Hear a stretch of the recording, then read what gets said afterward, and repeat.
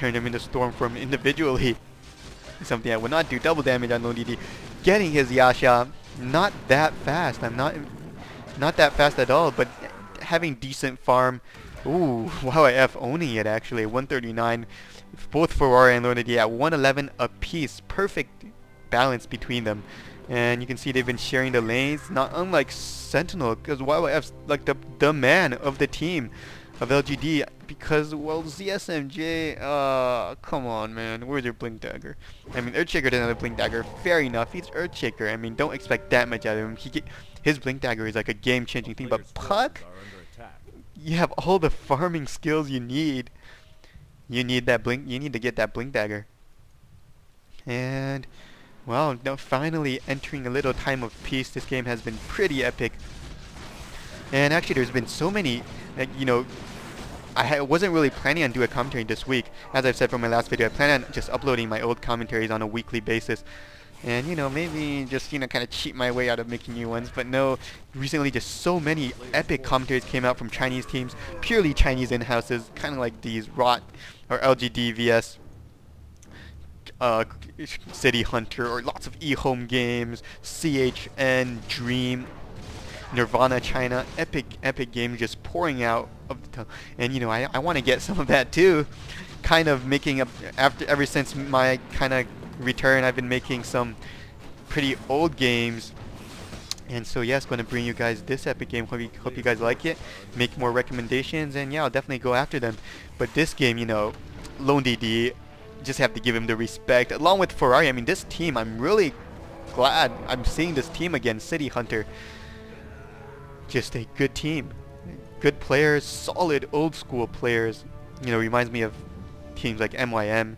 You know, they don't have that much glamour involved like LGD when they have games where ZSMJ goes like 3 rapier, blah blah blah, own the crap out of the enemies.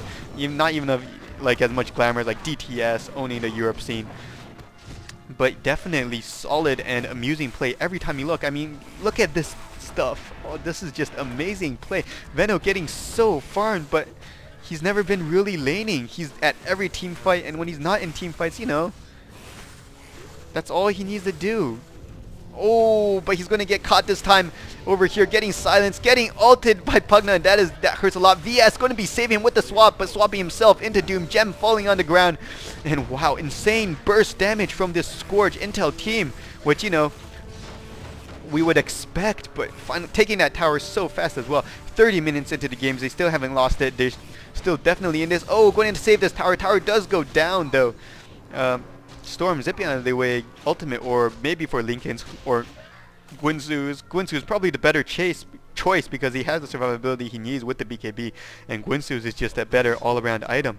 Puck, come on, getting his Blink Dagger. Yes, ZMJ, now make something happen. Oh yeah, getting a Helm of Iron Will, huh? Maybe he's like, let's, you know, I'll take up the...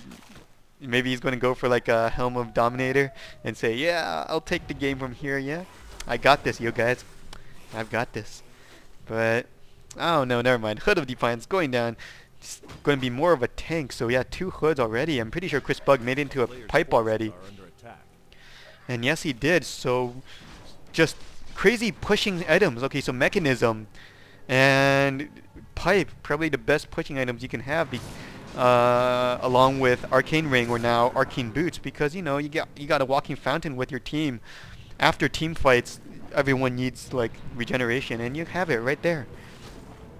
So good play. They're still looking to try to end it early, although not very going to happen. LongDD finally getting his Manta, which I believe in this version still allows you to, which still was not nerfed. Yep, no, it's not. Manta not nerfed yet in this version they're playing on. LongDD getting the Manta, still a very good choice, which means he can also still replicate his images. And now another time of peace and prosperity. More peace and less prosperity, especially for Sentinel team. And no one actually taking the second Roshan, which I'm very surprised since they can do it so easily. And the gem right now on... Someone has to have it. Lion, maybe. Yep, Lion finally getting the gem, which ZSMJ dropped. And then VS dropped again. But coming around for a gank. Ooh, that might be very dangerous. But no, VS with the Imba Spider senses. gonna be roaring up here to see everything. The familiars subtracting 2 from their 0 armor. I mean, how could they have 0 armor? They're like made of stone. And yeah, the camera follow very failed there. And Sentinel already actually gearing up to take Roshan, as they probably could, but it would take a while, and you know, they don't really need it that much. I guess YYF could really use that Aegis. Would be a good choice. As he is baiting the Scorch team. Let's see if the bait works out. Oh, he replicate VS over here. See if he can, you know, get any ults or skills from the Sentinel team. If they, you know, think that he's real. Oh, no, going to use him to scout for Roshan. Nope, they're not taking Roshan. They're actually going to try to push here. So gearing up for a team fight. Sentinel noticing out, but people, you know, they're good. They got Veno placing the wards, Morphling, you know, doing some waveforms. You know, in general, just a solid defensive turtle team. Even though the opponent have Earthshaker, you know, this team on LGD would be just perfect if, you know, Puck was like Drow. And it would just be an awesome team, you know, awesome defense from Pugna, Earthshaker. You can turtle, you can push, Pugna can even solo push, and Puck has just not been, well, doing much. Essentially, you want him to be initiating and clearing out creep waves, but he's just been dying, so bad play by ZSMJ. Scourge finding out that Sentinel kind of backed off, and Sentinel again, LGD doing their classic, I don't know what to do, so I'm going to run around in the forest and kill people until the enemy makes a mistake and then decide what to do from then on.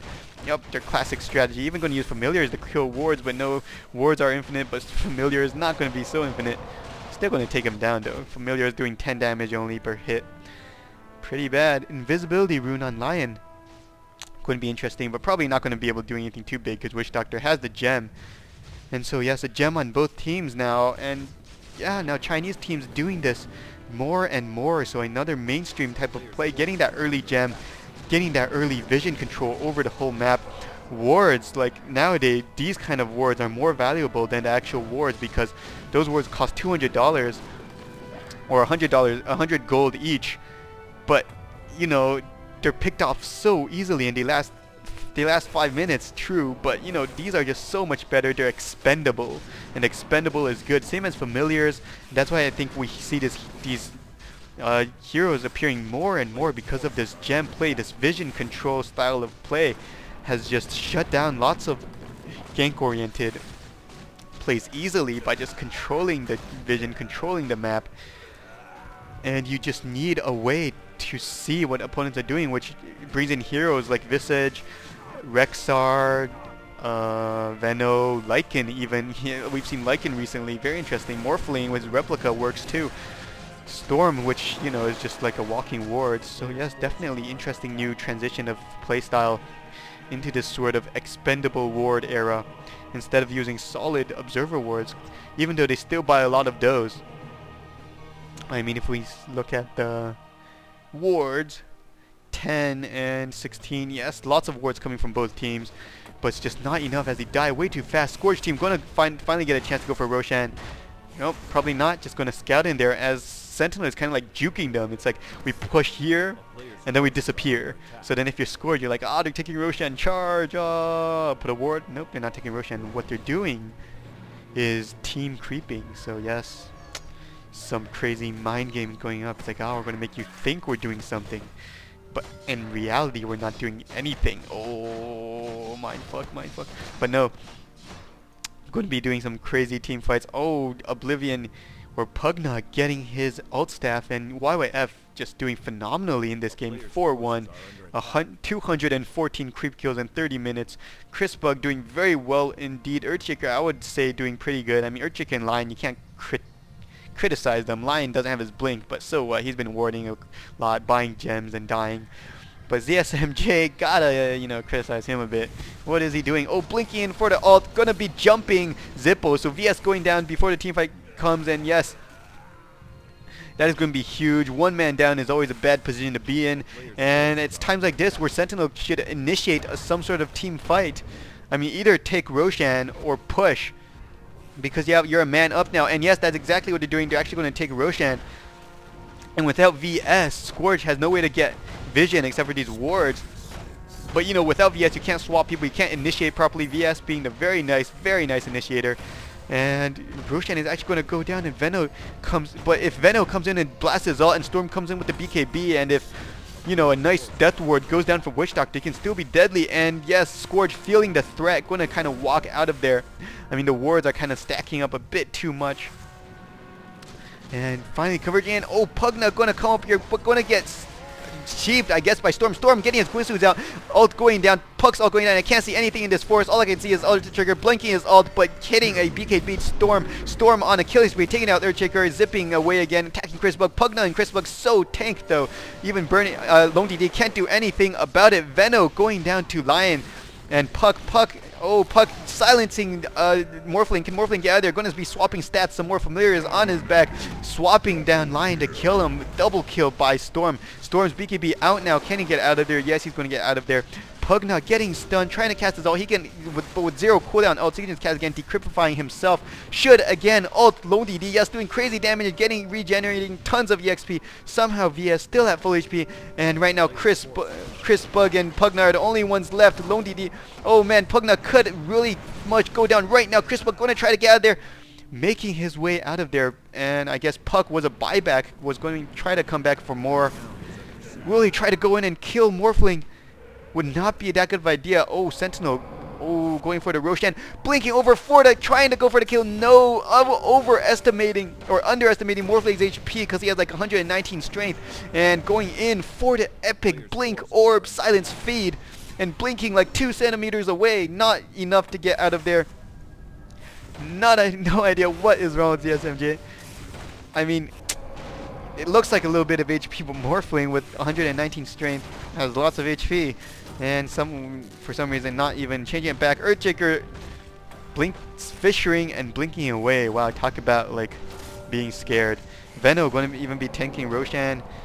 Aegis going down to Storm, and again Chris City Hunter gaining advantage, taking down another Roshan, and now the game reaching late mid game is going to start favoring CH the longer it goes, because, well, again, Sentinel does not have any good carries, but Scourge definitely does.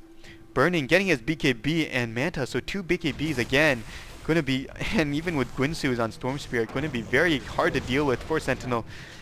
Pugna doing such a good job in team fights, staying alive, using his ult, just dishing out loads of DPS. Chris Bug doing a good job as well, but everyone else, Earthshaker again ulting on Storm's BKB, but yes, the head counts are finally even again. Storm's so rich, and everyone doing decently except for ZSMJ 2-7 going for that blink feed. I mean, I can see what he was thinking there, trying to pick off Morphling, because if he successfully did that, that would be pretty huge.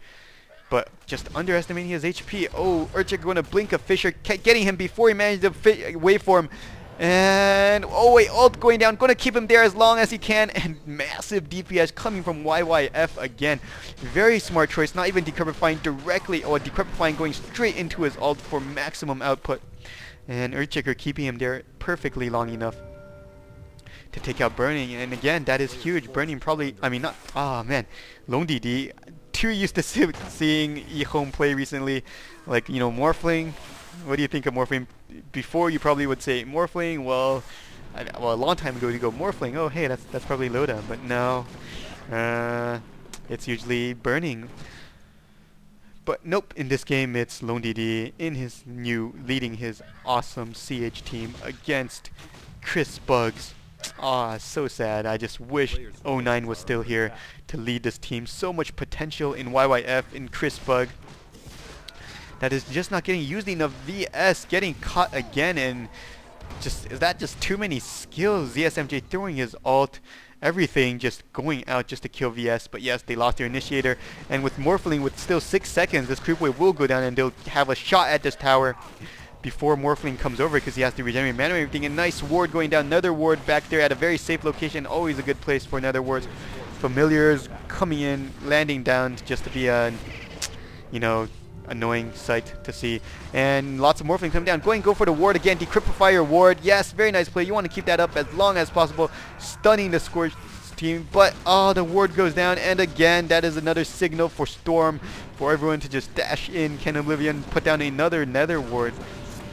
It is just so important in the team fight.